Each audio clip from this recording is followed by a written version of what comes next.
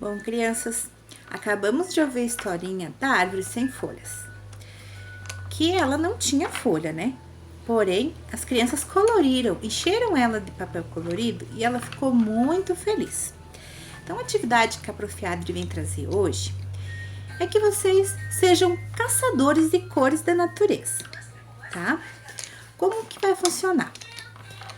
Aqueles lápis de cor que vocês têm em casa, bem colorido, com aquelas 12 cores, vai ser o mapa de vocês. Ou seja, vocês vão procurar aí no jardim de vocês, no parque, na rua, aonde vocês forem sair caminhar, cores da natureza.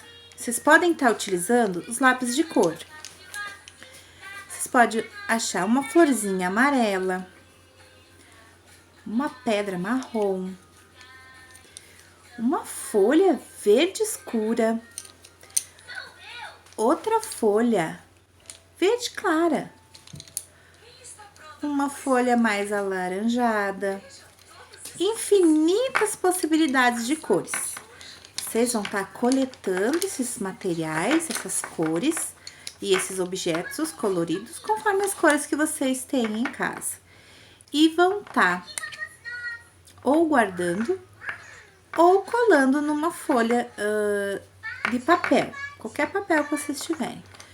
As cores que vocês acharem, vocês pintam um tracinho e colam ou a folha ou a florzinha da cor.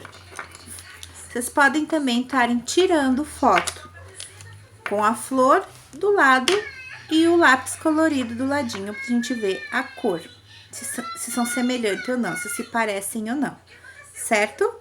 Estarei aguardando as fotinhos de vocês fazendo atividade ou os vídeos, tá? Um beijo e até mais!